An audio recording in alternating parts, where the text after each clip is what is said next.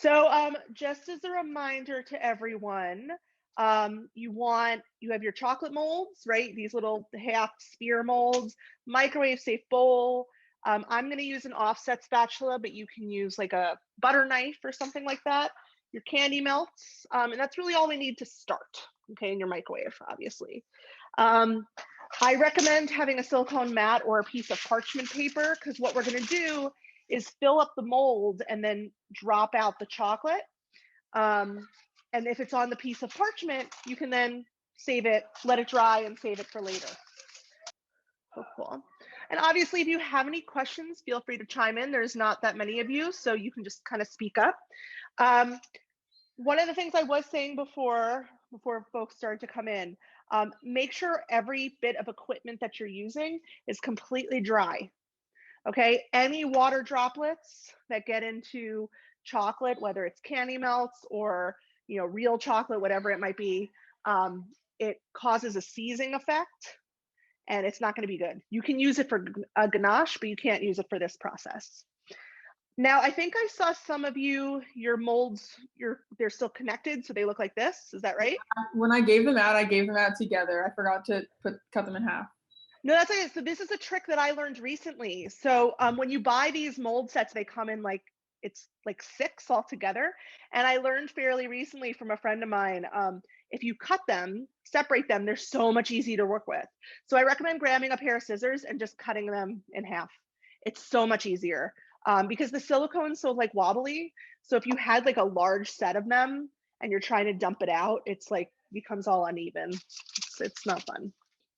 I will say, so I'm having you all use candy melts. This is a little bit of a cheating method. If you buy hot cocoa bombs from like professionally made, you should ask, and they should tell you it's made with tempered chocolate, right? That is, taking real chocolate, taking the time to temper it, and creating a chemical reaction in the chocolate that makes it so when it's sturdier. So if I held it in my hand, it's not going to get all melted. It has more of a shine to it and a nice snap. Candy melts you don't need to temper, which is great. They don't have quite as good of a taste as real chocolate, but for our purposes, it's totally fine. Just if you really enjoy this, I highly recommend looking at some tutorials online for how to temper chocolate and attempt it the real way. But for our purposes, this is totally going to be fine. So I have my bowl and I have my candy melt. So I think you have one bag, it seems like, of a brown color. You had more of that. And then pink was the one that was less. Whatever your color combo is, it doesn't really matter. I would use the one that you have more of as the base for your mold. Okay, so I'm going to start with red candy melts. And I'm just going to pour some in a bowl. I'll show you how much I'm pouring in. Okay, I haven't even filled up my whole bowl. I think it's like about a cup, give or take. Remember, any extra that I have, I can always dump out and pour back on the parchment paper, let it dry, and then put it back in the bag for later use. Okay, it's not going to get ruined or anything, so I can just reuse it, which is really nice. I want to microwave this for, I'm going to start with 1 minute. I'm going to stir it, and then I'm going to do it for 30 seconds at a time. You want to be really careful to not burn your chocolate or your candy melts, whichever you're using, because that also causes it to seize and get icky. You'll see a lot of times on like the show Nailed It, they'll put chocolate in the microwave for like 5 minutes. It's too long. I do 1 minute and then 30-second intervals. And again, I'm making sure everything is dry. Okay, just waiting for that to go. What brand of candy melts did you get, Caroline? Do you remember? Just out of curiosity. The Wilton brand, right? Wilton, yes. Yeah. So I will say, if you do a lot with, do I have it up here? Yeah, let me grab it. Do we do it for 1 minute and then after wait? 1 minute, and then stir. 1 minute, stir it, and then 30-second intervals until it's fully melted. Okay, thank you. If you're doing a lot of stuff with candy melts, like let's say you're really into making cake pops, or Cakesicles are like now the new cake pops. Everyone's doing Cakesicles. I highly recommend getting this stuff. Okay, it's called Easy Thin. It's also by Wilton. And you just put a little bit into your candy melts and it just helps make it a little smoother.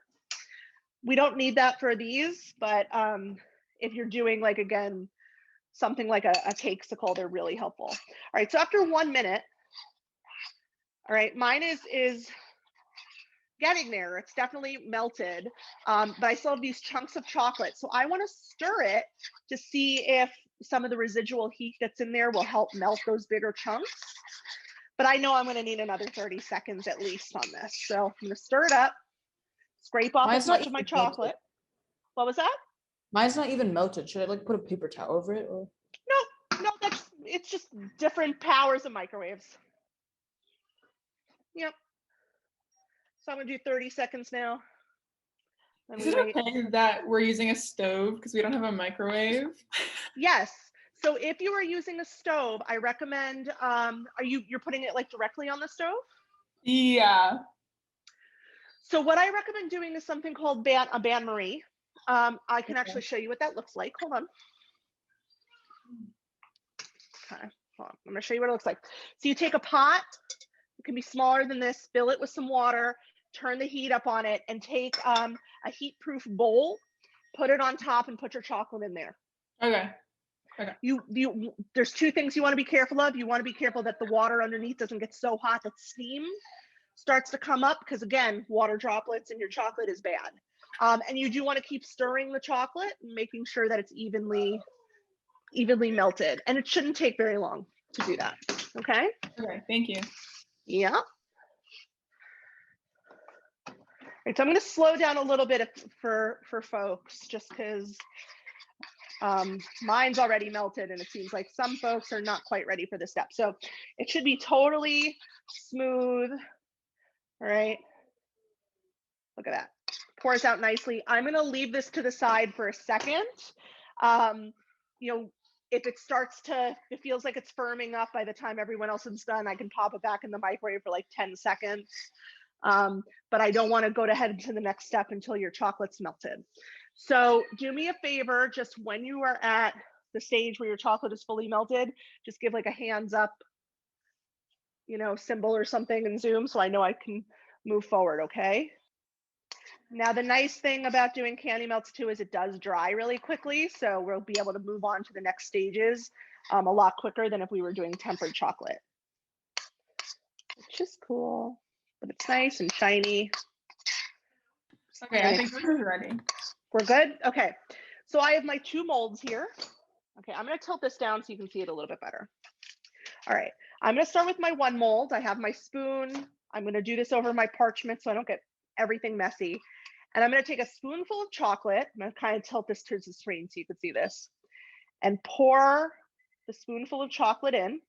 And using my spoon, I'm gonna kind of spread it around the inside of the mold. And I can take some more chocolate and dump it in there. Right, I just wanna make sure that it's all covered. Okay, I'm gonna show you what this looks like. All right, so it's all covered. And now what I wanna do is get rid of some air bubbles. So I'm noticing there's some air bubbles in here. I'm just gonna take the mold and kind of tap it slightly. And I'm gonna tilt it around and get the chocolate to move around the mold as I'm tapping it. Really trying to get it around the top edges because you want the edges of it to be really solid. Right, I'm gonna tap as I go. And once I feel like I have good covering, I'm gonna turn it over. I'm gonna tap it a little bit, get some of that excess chocolate out. And now I'm gonna take my spatula or my knife and just clean up the edges of my mold and scrape off like the drippings. Okay, so now I'm left with this. Okay, I'm gonna put it aside. I'm gonna do the same thing with the other. So again, take my chocolate, dump it in, use my spoon to spread it out. You take a spoon and Sorry, what was that? One more time? You broke up there. should you use like a spoon and like spread around the edges? You can, yeah. You can use a spoon. I've seen people use food safe paintbrushes, you know, but then what I always do is I just make sure to tap, tap, tap and watch. Let's see if I can bring it closer without getting it all over my computer. So see, there's like this blob of chocolate. So I'm tapping the Yeah. outside as I spin this around just to get the edges like as covered as I can. Okay. You don't want it to be too thick of a shell. If it's too thick, the milk, when you pour it over, it's going to take too long to kind of, you know, break through that shell. So now I'm going to flip it over again, and that's why we dump out the excess chocolate. So I'm going to dump that out. Again, take my offset, and I have all this extra chocolate on the side there. I just want to scrape it off. How did you say you got rid of the air bubbles? Tapped. I just went tap, tap, tap. The other thing that you can do if you're having trouble with tapping it, take like a toothpick or something and just poke the air bubbles. Poke them. Thank you. Okay. Now, if you have extra chocolate, like I have a lot of extra chocolate in my bowl, I highly recommend dumping it out onto your piece of parchment paper as much as you can. Okay, and using your knife or offset spatula, just spread it out thin. It's going to dry quicker. It's easier to clean up. It's easier to clean up the bowl. And again, all this extra candy melt I can use for another project later on. There's no reason to throw it out or anything. So I'm going to push this aside, and I'm going to take my two pieces and pop it in either the refrigerator. If you have room in your freezer, great. Otherwise, put it in your fridge. We just want it to set up quicker. Okay, so hold on. So my daughter is going to be my assistant here. You want to say hi to everybody?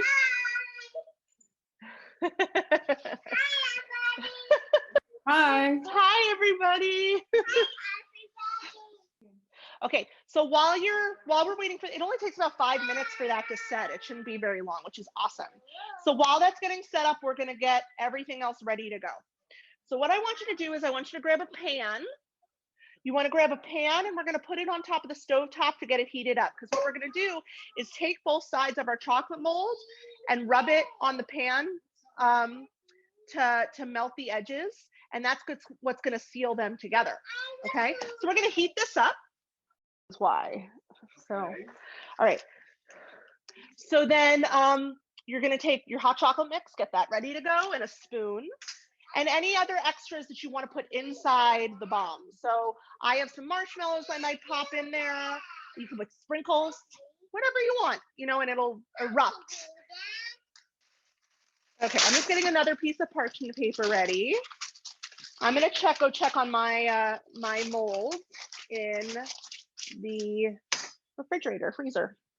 All right, so again, beauty of candy melts, it dries really, really quick.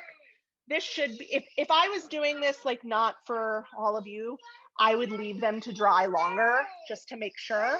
For our purposes, this should be fine. Okay. I think we should take what was that?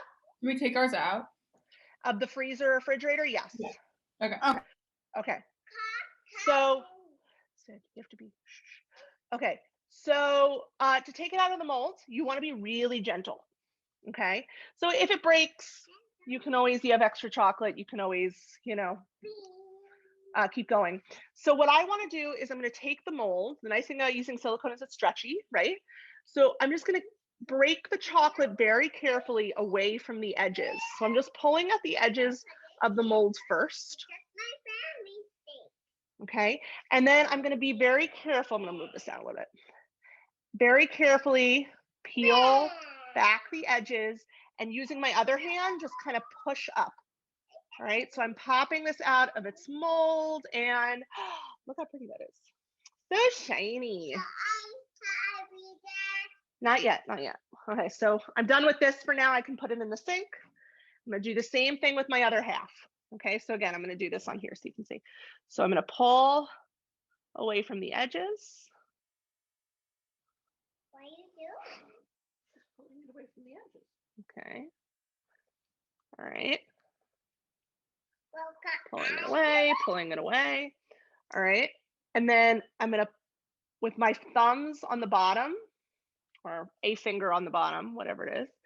I'm gonna pull back the edges of the mold at the same time that I'm pushing up on the back, just to help carefully pop it out. And then my daughter just cheered, yay, it's so exciting. All right, so there's my other half of my mold. Everyone good on that? How's everyone doing? Can you please repeat what to do with the stove and the pan again? Yeah, so all I did was I'm taking my pan and just heating it up slightly on the stove, because what we're going to end up doing is once, before we fill one half, we're going to take it and put it on the hot pan like this for just a second, which is going to melt the edges. So you see how I have like this, where is it? There. This little bit like hanging off the side. It's going to help melt that off, give it a clean surface. So when I do the same for the other side, it'll also make it so the two connect and make a perfect circle. All right, so I'm going to take one side. So this is the side that, it doesn't matter which side you pick for which. I'm going to put the hot chocolate mix and my marshmallow in this side. So I'm going to take it, and if you have gloves, this is a great time to use it, so this way your fingerprints don't get all over the hot chocolate bomb. Like my fingerprints are already on it, which just takes away the shine a little bit. I'm not too concerned because this is for my consumption, but if you were going to give these as gifts, gloves are sometimes the way to go. So I want to use a circular circular motion on the pan only for a second or two, because this is going to melt really quick. All right, so everyone ready? I'm going to tilt the pan a little bit so you can see. We're just going to go like 1, 2, off, and that's it. So it just got rid of, you can see actually how much chocolate is on the pan. All right, so it just got rid of all of any like hang-offs of the chocolate, and it's just making a perfectly flat edge. Okay. So we're going to take the spoon and you're going to scoop some of the hot cocoa mix. No, don't touch this. Yep. You're going to scoop the hot cocoa mix into here. Ready? Dump it in. Okay. And there's really no rule for how much should go in, but you do want to make sure that you can like comfortably seal it up. So I can still keep going. Okay, so I didn't use all of the mix, but I have a good amount in there. And you have to remember the chocolate's going to melt too. So that's going to help create that rich chocolate flavor. And then the last thing I'm going to do, you open that up and take out I happen to have heart-shaped marshmallows. If you have mini marshmallows, dehydrated marshmallows work really well, whatever you want to stick in there. And then you're going to place it right on top. So here's my little like middle of my hot cocoa bomb. So I'm going to take my other side, right? This is what's going to seal the melted chocolate at this point that I'm going to get on the edge is what's going to seal these two things together. Okay, so I'm going to take my chocolate again, swirl it, and the pan is still hot enough, right? So I have melted chocolate on the side. I'm going to take my bottom and seal up the two sides, and I like giving it just a little turn. You can use your finger to wipe off any of the melted chocolate. And I have a hot cocoa bomb. All right, I could be done with it now if I wanted, but you have that extra candy melt. So what I'm going to do, I'm going to put this in the sink. I'm going to take another bowl.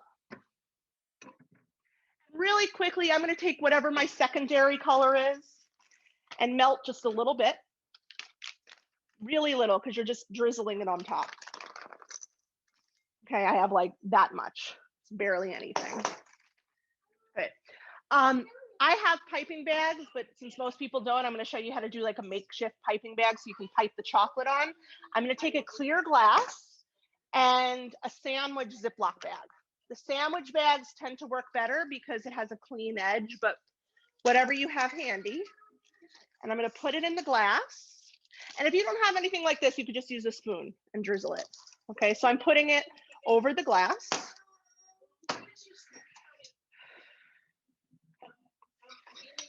There we go.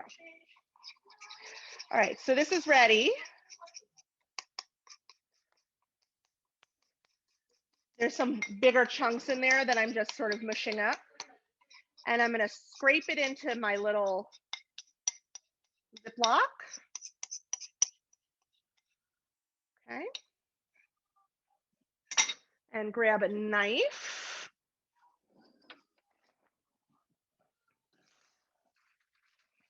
You should be able to see this. Seal up my Ziploc and cut the corner. Just a really small little cut. The bigger it is, the bigger your drizzle will be. So I did a really small cut here. You can see it's already starting to drip out. So I'm going to want to, over this sphere, I want to keep moving my hand constantly to create a nice drip. So just going to go across. It's actually looking very Christmassy. And now I can take any sprinkles that I might have. Let's see, what do I got in here? Got a bunch of stuff. Oh, cute, I have some hearts. So while it's still wet, it does dry quick, so you want to move fast. But while it's still wet, I can take any sprinkles and like add it to the top for decorations, you know, whatever it might be. And then I just wait for it to completely dry, and it's a hot cocoa bomb. When you give them out as gifts, or if you're going to use it yourself, you put it in a mug, heat-safe mug, big enough to hold the sphere. And then you want to heat up milk. Okay, I usually just do it on the stovetop, heat up some milk until it's steaming. Okay, you know, it doesn't need to be boiling, it doesn't need to be very hot, so like steaming.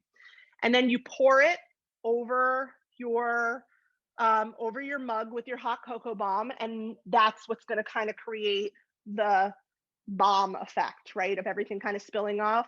You pour it in one area of your chocolate, and so the heat will cause it to melt. You can use non-dairy milks as well, oat milks, almond milk, soy. Just don't use water. Water makes it, again, it makes it like kind of cruddy. All right, but so there's mine.